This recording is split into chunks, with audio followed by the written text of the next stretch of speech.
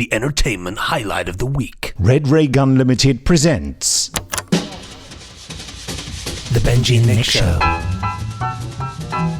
Hello. Hello. Good morning. Oh, good. God. Ah! That was the shortest game I've ever seen. I haven't said anything yet. Goodness. Lotness. Sorry. It's, Well, there we go. Whole Christmas and New Year coming up thing. That just about sums up the post-Christmas experience, doesn't it? Really? Yeah. I was going to do a new maneuver, where I just immediately began by saying Loch Ness. I mean, how would you deal with that? I would think you were crazy and that somebody had spiked your tea. Because only a madman would use such cavalier tactics to assume a victory by losing at the same time. No, I don't know. Yeah, it's just crazy. Ladies and gentlemen, that was what we call avant-garde version of the Loch Ness game, named after the new Russian hypersonic missile system that's apparently being deployed in the Urals, which sounds pretty uncomfortable to me. 20 times the speed of sound those missiles can be fired. How terrible. So we may not be here. We may not be here. We might just be smouldering piles of ashes. But at the end of the day, at least right now, you can hear us. And if you're listening, then your ears are tuned in the right place. This is the Benji and Nick Show. I am not Nick. And I'm not Benji, it has to be said. But what we do is we talk about cult television that we love, TV from the past, TV we remember, TV we might want to forget, and little nuggets along the way recommended by you, the listeners, in your various emails. And lots of lovely comments we get as well. And so we decided, as you'll see from the title, to have a Christmas assessment to assess what we did after our Christmas party podcast last week. If you haven't heard it, it's still available and will be available until the missiles hit. And maybe even beyond, maybe sort of emitting from a swirling cinder in space. Ooh, that sounds nice. Swirling cinder roll. So we're going to talk about, obviously later on we'll try to speak to Jamie, son of Jerry Anderson, and ask him about his Christmas TV assessment. I know, actually, I texted him just before we started recording and he said, I'm watching Lost in Space.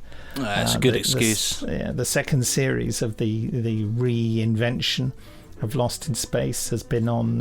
It came onto Netflix on the 24th of December. I know you haven't been watching it, Benji, but I have. No.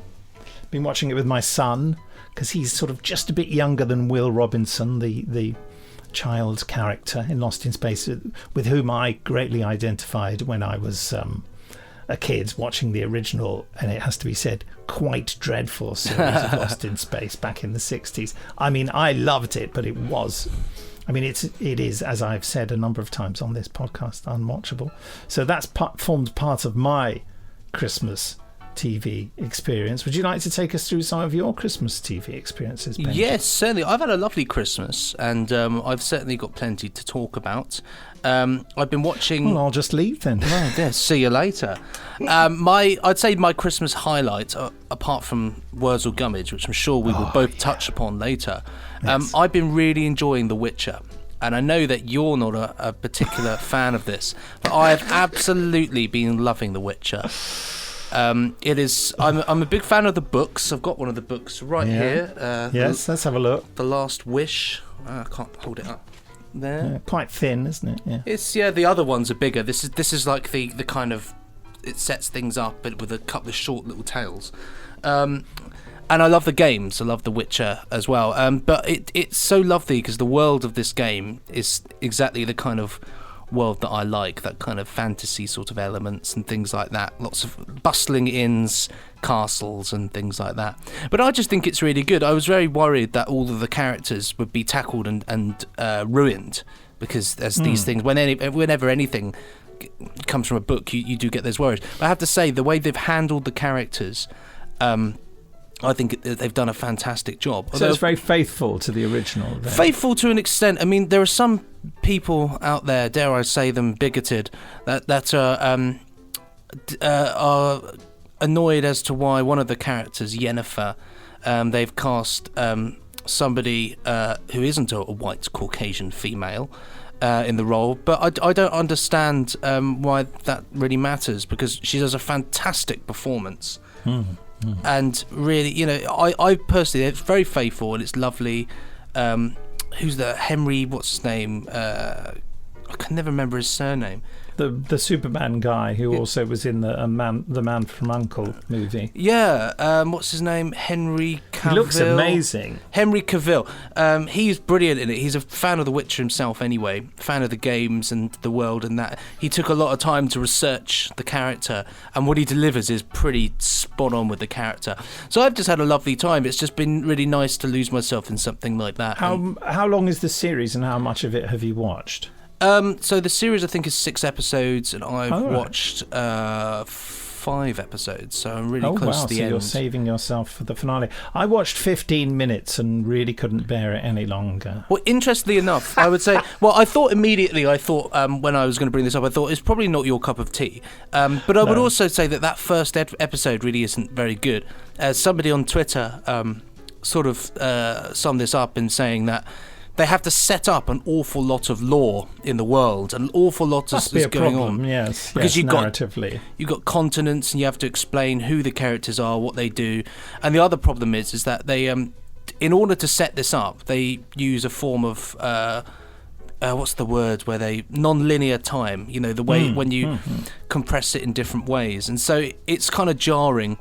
But having said that, once you get over that, the second episode is really good, I thought. Well, you know, the whole thing about storytelling, as I've said a million times before, is working out what the audience need to know and when they need to know it. Books do it differently. Books kind of heap a whole load of stuff on you, generally, I would say. I mean, that's a sweeping and fairly ignorant generalisation, but they do tend to dump a lot of information on you because people think, oh, this is the beginning of the book, this is where I find out all the rules, certainly for sort of something like this. Whereas you can't really do that in a drama, so if they have sort of flitted around the timeline of the story to get the information across to you, I in a purely, you know, writery sense, certainly think that sounds like a sensible idea. The problem for me is, I mean, there's that lovely video online with Henry Cavill, whatever his name is, presenting what you need to know about The Witcher, and you know, and he sums it all up beautifully. But of course, everything he sums up, I just think, yeah, not interested. It's not your cup of tea. It's not your cup of tea. It's like someone describing a really well cooked meal of something that I don't like to eat. Yeah, you know, it doesn't matter how well described it is and how well cooked it is, I'm still not going to like it because it's not something that I like eating. That said, I'll give it another go. Stories are stories. I just don't like elves and nonsense. Well, the good thing is, one of the main points of The Witcher is that I like Daleks, but I don't like elves. Well, I don't like elves. One of the main things I would say is that the elves pretty much get it. One of the main plot things is that the elves were exterminated long ago in a sort of hideous Dalek Thal like relationship. So if you don't, I'm starting to warm to it. Yeah, I was going to say, if you don't like elves, you're in luck. I don't mean particularly elves. I just mean all those sort of borrowed things from other fantasy novels, where there's this sort of common ground of how there are. You know, what are all the other elves and dwarves and it's like, you know, those things that are all in Lord of the Rings, basically. It's what I would call high fantasy. But you could say the same about science fiction. Oh, I don't like all this hyperdrive and blah blah blah. It's true. You know, there are things that science fiction, or a lot of science fiction stories, sort of take for granted and use as, you know, familiar concepts. I mean, I've never been a fan of kind of the whole monsters from A to B kind of thing, and lots of spells and magic and stuff. Honestly, I love the medieval aspects of it and that fantasy world. But having said that, it does it in quite a good way, because it certainly from the second episode on, it tries to err away from being high fantasy and more towards being sort of gothic horror in a way. Yeah. Kind of. He has to go. So, for example, he has to go into a palace to kill a monster, which they believe is a princess who was a princess's child who was cursed and has turned into this hideous monster. And it's kind of quite, pretty freaky and gory at times.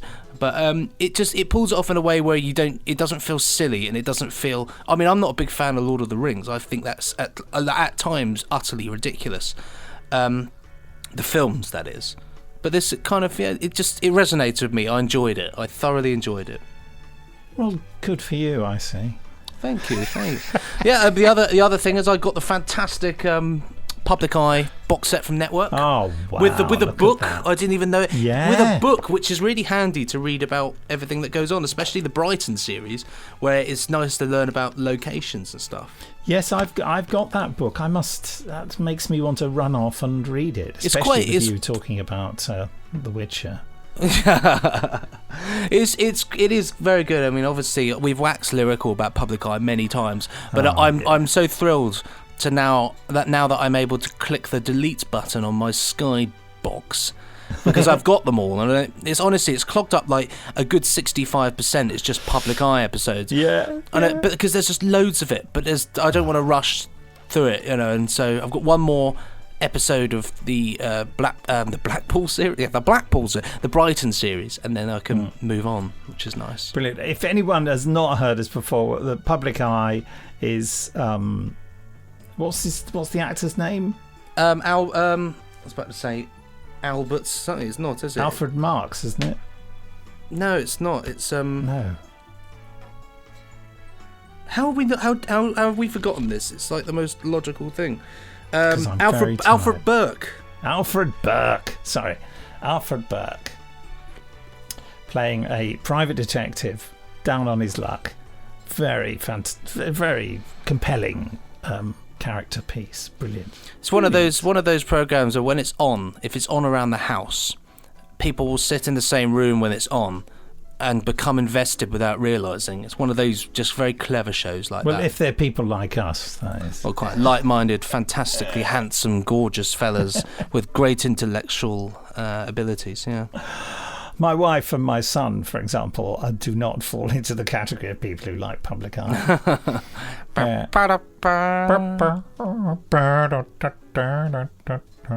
Anyway, I thought I was going to get through it without imitating the theme, but I just can't stop myself. No, it's too good.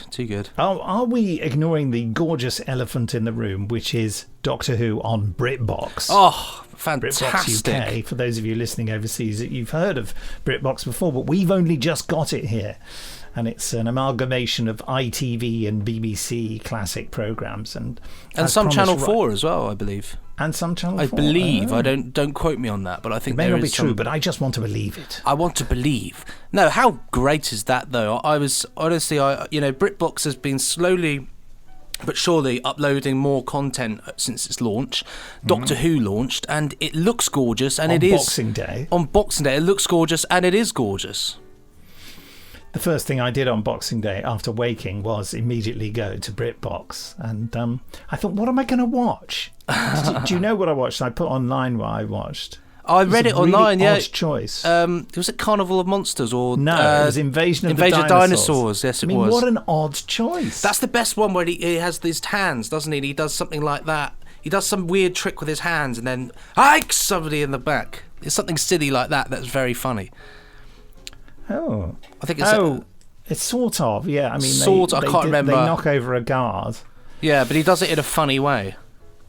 Oh yeah, he also does a similar thing in Monster of Peladon, which I watched afterwards. God, I didn't watch Death to the Daleks, funnily enough, because I just thought. Also, what I'm doing, because I'm doing some Third Doctor music for Big Finish, I want to watch Dudley Simpson stuff, but episodes where the music has been done by Dudley Simpson. I nearly said the mucus. That would have been awful. The mucus has been done by Dudley Simpson's mucus. Oh, I don't want to hear Sorry about that. Sorry. Yeah, I don't know what came over me. Yeah, so I really loved Invasion of the Dinosaurs, much more than I ever loved it before, actually. I think it's once you get past the problem is that we become conditioned to what everybody else has said about these things, and everyone's saying, "Oh, terrible dinosaurs." They're terrible dinosaurs," But at the same time, I love it, and I have such a soft spot for it, and it's a really nice story. I think you see the Doctor and companions, just companion. Well, I don't know, you got the Brigadier and Captain Yates and Sergeant Benton as well, and they sort of count as companions. I suppose they do, but everybody in it is on good form, I feel.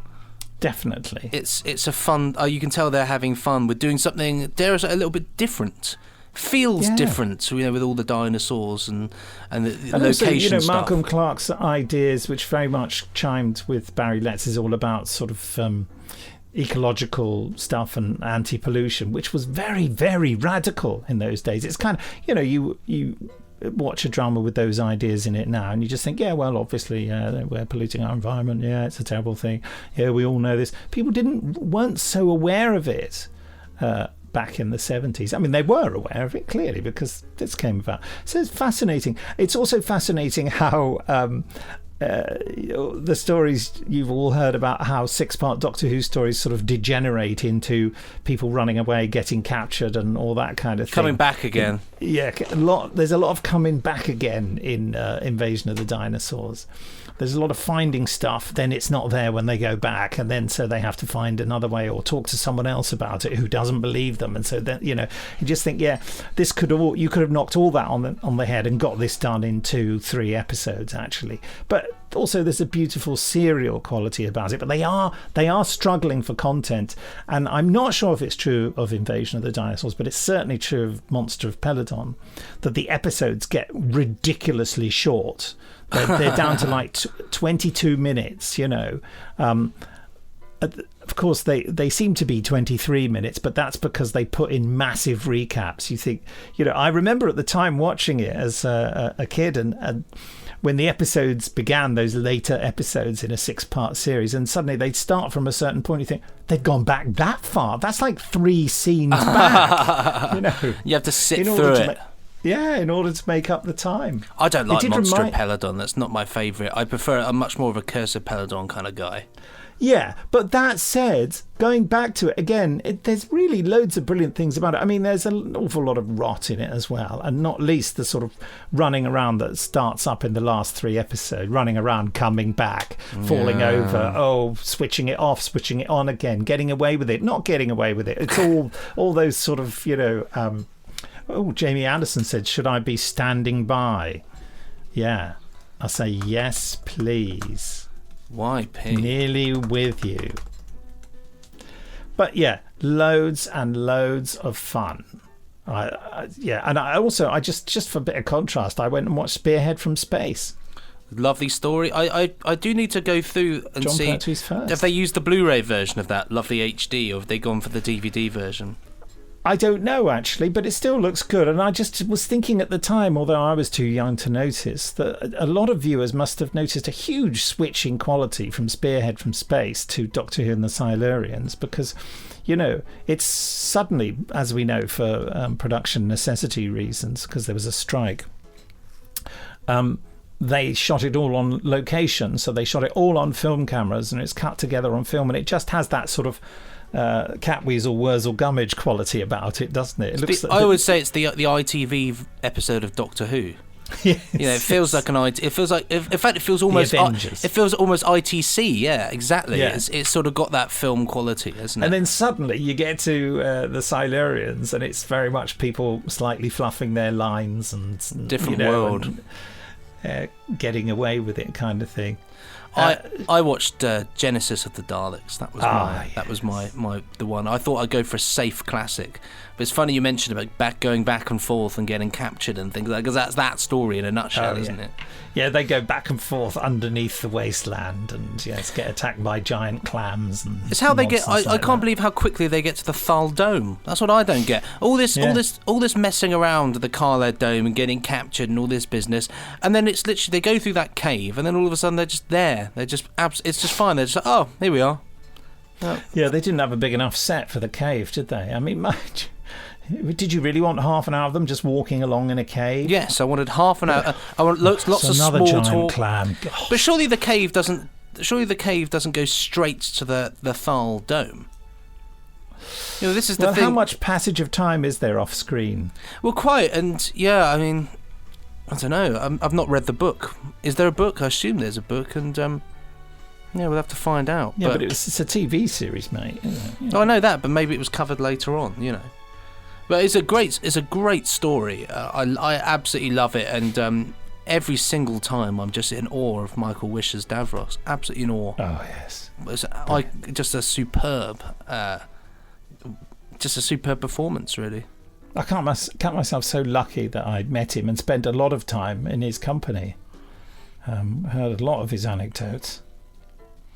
Probably too many of his anecdotes, to be honest.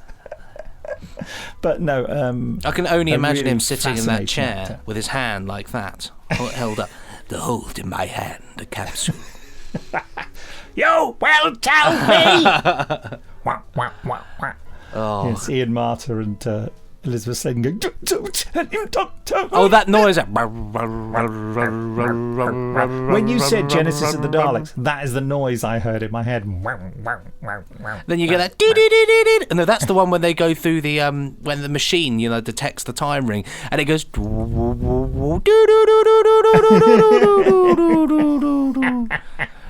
Genesis of the Daleks sound effects. Wow. I'd listen to a whole podcast of that. The whole. Shall we do some emails and then speak to Jamie? Yeah, man. I'm just telling him, just reading out emails. Okay, so here we are. The first one is called Operation Golden Age of Doctor Who. Excellent. How about that? Very topical. Terry Boniface. And that was sent on the 28th of December in the year 0113. Love the Christmas party, thumbs up emoji. I'm not, brackets, yet joined in. Sorry, I've not, brackets, yet joined in the BritBox bandwagon, as I barely have time to watch what's on TV now, usually to watch Christmas TV recordings by July, August, sometimes from the previous year. But I have to say, Nick, starting at Invasion of the Dinosaurs was an inspired starting point, a real Operation Golden Age. I was 7 when that was first shown, he says, and the whole of season 11 was a marvel to me after my first full season, 10, and thanks to the unprecedented preview in the Radio Times special. New titles, links, the spaceship cliffhanger in Dinosaurs, the root attack in Death, the unexpected, to me, arrival of the Ice Warriors, end of episode 3. Absolutely, same here, complete surprise. I was praying while I was watching Monster coming on for the Ice Warriors to turn up, and I thought, God, they're not going to be in this, and then bada boom, they turned up. And the Whomobile alien regeneration. In fact, was there ever a more golden age for Doctor Who than the mid-70s? The treat of Omnibus Who just after Christmas, such as Spiders, and 45 years ago followed the next day by Robot, and the glory of season 12, and then 13, etc., etc. Oh, to be 6, 7/8 again. Keep up the great work on the podcast. The highlight of every Sunday, unless Doctor Who is on, of course. Winky smiley emoji thingy.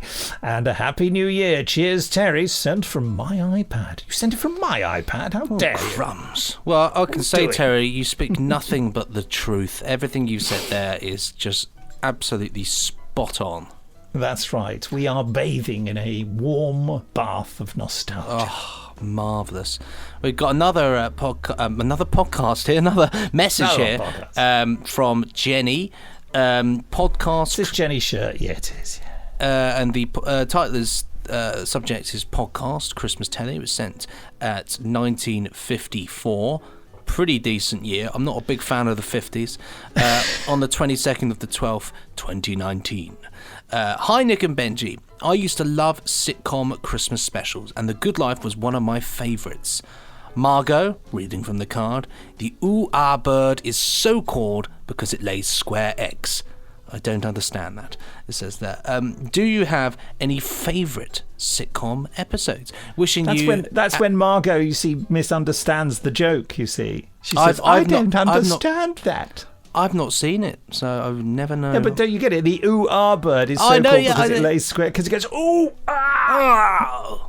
I don't understand that. It's the Christmas episode. It's all about her not having a sense of humour. Anyway, sorry. That makes perfect sense now.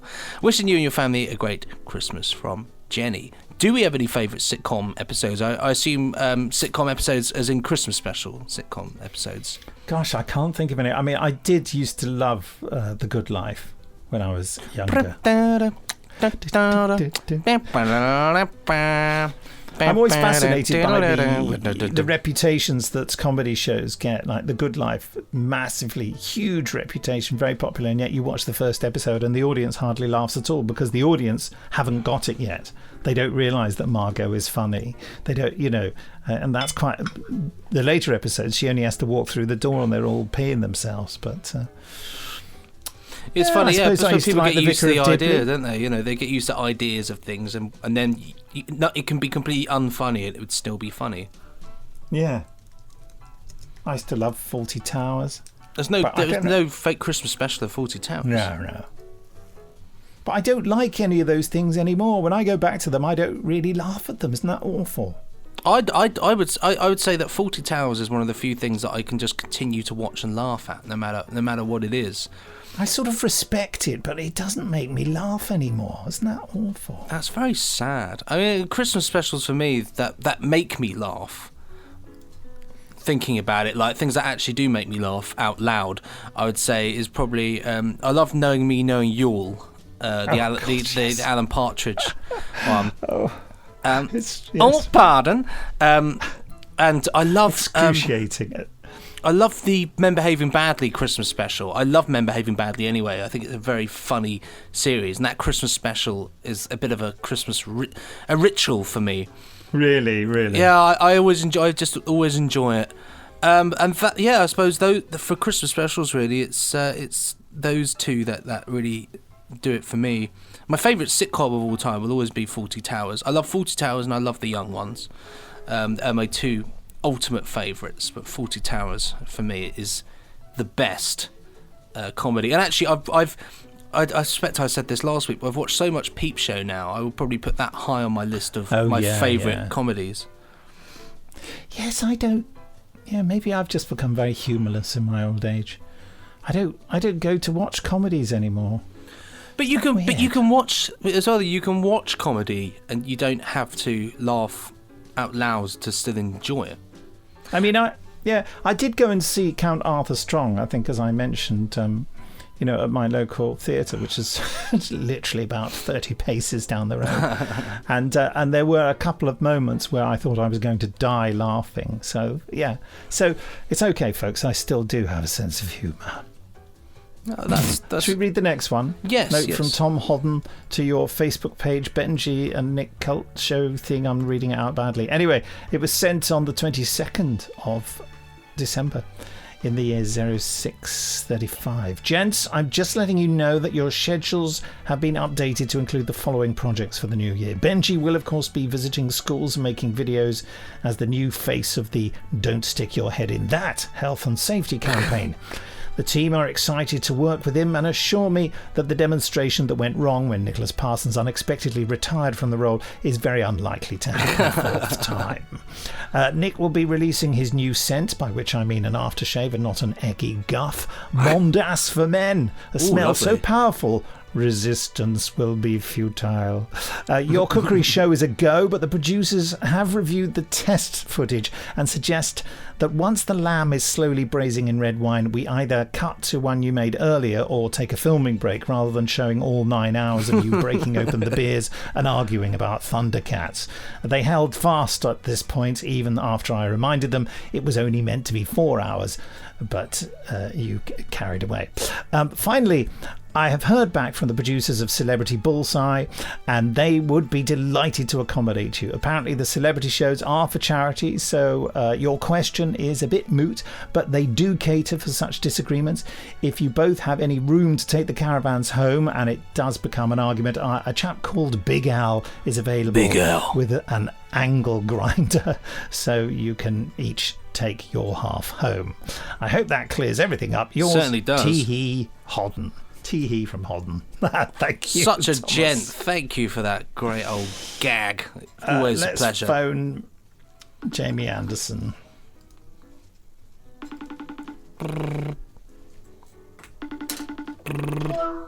Hello. Hello. Have we interrupted your Lost in Space? No. I paused it so I could go out and feed the young horses. Good. What episode are you up to? I don't know what number it is. Well, don't tell me what happened in case it's something that I've got 2 more to go. 7. Okay. Well, I've done 8, so yeah. Exciting. I shall watch 9 and 10 after recording this. Cool. What a thrill. Anyway, Benji's here. Hello. Hi, Benji. How's it going? It's going well, thank you. I'm making a chicken and chorizo stew. Oh, I can just taste that. I could just taste exactly how that's going to taste. Very nice. I'm going out for dinner tonight, actually. Where? There's a new pub that's opened down the road. I say opened, they've changed the name. It's called The Rainbow now. Oh, sounds a bit colourful. So, yeah, well, quite. I'm certainly intrigued to see what has become of the place. Excellent. Well, I hope they have food. I'm just thinking about food. So do I. My wife's going through another phase of saying that she's done with food. She said, what do you want for dinner? I said, I don't know. She asked me at about, 3:30. I said, well, I'm not hungry at the moment, so I don't know. And she said, I'm done with food anyway. She said, if you're not here, I just eat steamed vegetables. Wow. Yeah.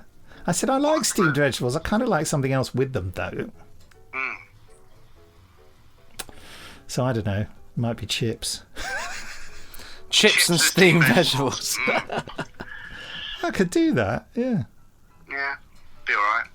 What's your assessment of Christmas TV? Me? Oh, you're looking at me. I suppose you've already speaking to Benji, haven't you? Yeah, we just phoned you up for me to talk to Benji in front of you. Yeah, that's what that's part of the game, isn't it? Well, I haven't actually watched that much Christmas TV. Because there's just, there's not been that many things on that have excited me. I know people got all excited or uppity or in between about Gavin and Stacey, but I never watched it originally, so no draw there. No, I really. never like. I don't like it. I think it's a horrible program. Oh well, there you are. So I've never watched it. But I've obviously watched. The UK. Yeah, I've watched some of it, obviously enough to know that it's horrible. It's got James Corden in. That kind of puts me off. Fair enough. It's not for everybody, is he? So. It certainly wasn't for me when I met him, but I won't go into that event here. No, probably best not. The lawyers will be listening. Yes. And I watched the first episode of Wurzel Gummidge, which I enjoyed some Loved of. it. I know everybody seems to absolutely love it. I didn't get the absolutely love thing, but it was enjoyable. But the interesting thing you asked me, didn't you? You said, do you think I like it because I like the original or have seen the original? Yeah. And I think that possibly that could be something to do with it. Definitely. Although I thought it was a refreshingly charming... John Thingy's portrayal. Yes, I didn't. I found, although there's lots of lovely things that John Pertwee did, in Wurzel Gummidge, I found him making Wurzel so... I mean, I don't know the books, but he did make Wurzel very unpleasant, basically. And so that I've always found that slightly problematic. Benji, you loved it, didn't you? I thought it was lovely. I thought it was very charming. A lovely, charming bit of television. I thought it was refreshing to have a children's television programme that was sort of wholesome, not patronising, and just delivering a message without being corny. It's interesting that you use those words, Benji, because what I've noticed is that a lot of the compliments directed towards Wurzel Gummidge are words that you might use in a slightly insulting way. Oh, it's very gentle. Oh, it's very wholesome, isn't it? Oh, it's quite calm, and they're all words that you could use to, a bit of a veiled insult to a show. I'm not saying that that's what people mean, but it's interesting that those are the adjectives, if they're adjectives, that people are using. I don't think I'd ever use any of those adjectives to complain about something. I suppose you would. Not to complain, just to say, they're words to me that are sort of like, oh, it was fantastic and really exciting, great writing. They're all quite muted, very British terms, and maybe that's why it didn't grab me so much, because the whole thing is quite muted and British. It definitely is. Yeah. I think that's true. Yes. Yeah. I mean, it sort of meanders beautifully. Again, if someone's trying to do something or get somewhere, you would never compliment them by saying, it's a really meandering path there. Yeah. Yeah. But somehow it works. I quite Absolutely. like what appeals to me about it as well. It just feels to me like Mackenzie Crook just did his own thing and no one interfered, and I quite like that about it. It may be wrong, but it doesn't feel like he was forced to do anything he didn't want to do, and he had total creative control of it. I don't know whether that's true, but I don't know either. But no, it's definitely nice. He did a lovely job. yeah. But it's interesting, you see, because Jamie, you've got no sort of connection with the show in any way, have you really? And so you're just coming to it totally fresh. So yours is the sort of fresher perspective, I suppose, isn't it? The most. Fresh and untainted. No, I mean, I liked the countryside vibe and stuff, and there were some sweet bits and pieces, but yeah, I think I said to you that the CGI Robin and crows, I found them very distracting because they were not too super convincing. But they're not meant to be, are they? I mean, they didn't intend that to actually look like a real robin, did they?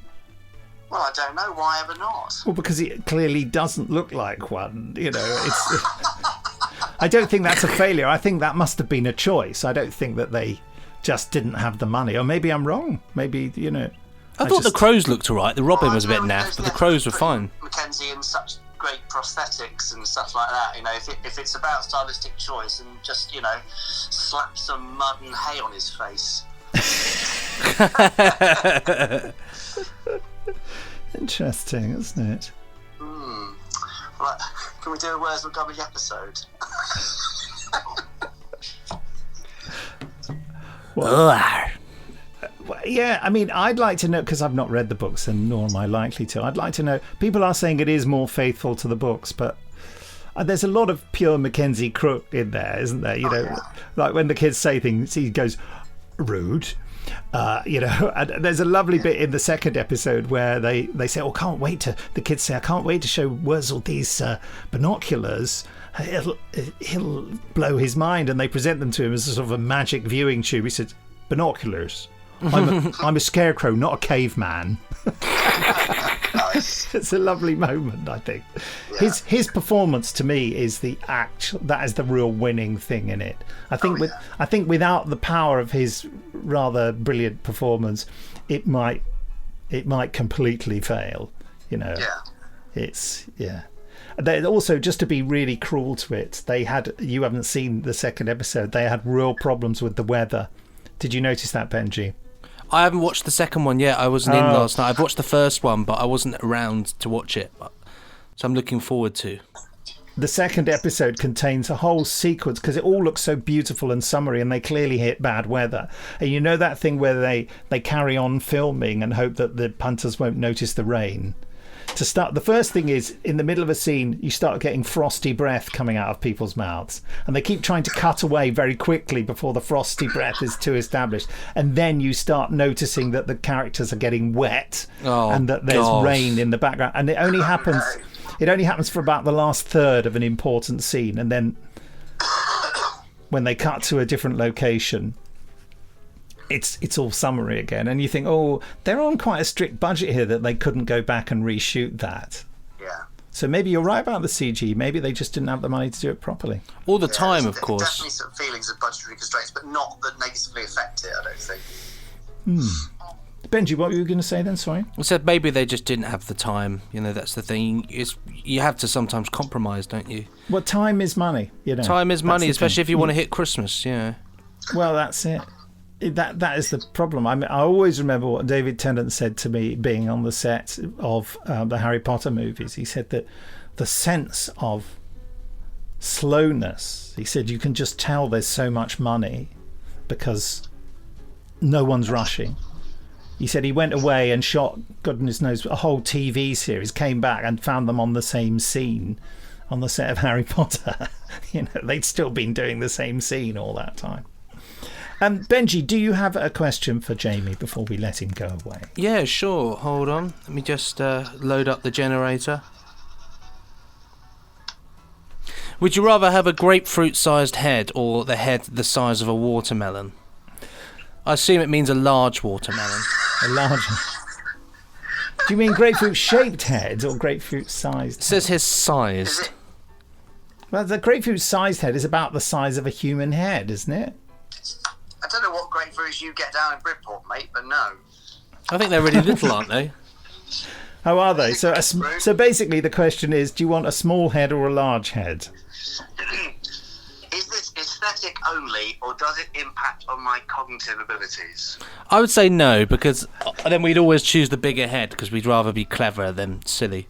In which case, probably the small head to give my neck a bit of a break. Just imagining you with a really little head break now. my neck if I had a watermelon-sized head. Oh dear, oh dear. Well, that was a strange question. I refused to answer it. It almost linked in with Wurzel Gummidge because one of the characters in the second episode looks a bit like a watermelon head, but it is in fact a marrow. But my son thought it was a watermelon. But anyway. A marrow, eh? Yeah. Easy mistake to be. Well, that's it, isn't it, really? That's the one, yeah. Have you had a good Christmas, Jamie? Has it been all right? Yes, it's been nice. I've actually got some rest, which is good. Took Mother out for lunch on Christmas Day. Did you do BritBox Doctor Who? Well, no, because I tried to watch it on my PS4, but of course it doesn't work on that. No. So they're really rubbish with their distribution of apps. Yes, and they don't have any intention of doing a PS4 app, nor a timeline to fix the player issue on the default browser of the PlayStation. Oh, disappointing. That's annoying. There we go. PlayStation. Just use a computer and go to the website. I had this conversation with Chris Griffin, the marketing consultant at Big Finish. He says, I can't get BritBox yet. They haven't made the app available to LG TVs. Yes. I haven't got it on mine. I have to go to the stupid browser. Apparently the Samsung one is I can't read that word out, but it begins with the word cluster. Coming soon by all accounts. I said, I just use this thing I've got called a computer. Yeah, but it's not. Is your computer screen 42 inches? No, but I just get closer to it. Yeah, that's what I was saying, though. I think you'll find it is. And it's only Doctor Who, so you don't have to watch it on a big screen. True. Fine, I'll just go and sit in isolation on my laptop and watch Doctor Who then. That's my definition of pure joy. Good. All right, mate. Cheerio. We'll speak to you next year. Oh, gosh, yeah. Thanks for having me throughout 2019, and Happy New Year to you and all of your listeners to the Benji and Nick show. Get out of here. Goodbye. Cheers, mate. Bye-bye. Bye. Well, there we have it. Hey. I did call Chris Griffin a weirdo for that as well. To which he sent 2 thumbs up. Classic Chris. So, there you have it. What are we going to do next time? I've got an idea. Yeah, what's the idea? Pyramids of Mars, episode 4. Yeah, it's a perfect idea. It is. That's where we were, wasn't it? We'll round that one off, and then that is where we were. I have got that right. Yes, we've done 3, and now we'll finish the set off with the 4th. And we can watch it on BritBox. Oh, you can't. I can on my browser. I can watch it on here, can't I? Yeah. And I have got a Panasonic TV there, which I'm going to test out later with my brand new yonder. With my brand new Philips Hue television light. It's a light that you put behind the TV, and it syncs up with the telly, and changes the colour behind the TV to match what's going on the screen. So if they're in if you're in a forest, then the walls and the room will go green. And if they're under the sea and it's blue, we'll go blue. Technology, eh? Right, so that's what we're going to do next time. Getting very close to the microphone now. Yes, right. Well, from me, it's... Yes, well, I was going to say don't forget to email us at podcast@nicholasbriggs.com, but sorry, what were you going to say, Benji? Well, don't forget to rate, review, subscribe as well. That would be nice, yeah. That's good. Yeah, so from me, it's goodbye. And from me, it's goodbye. Pressing stop now. Ka-chunk.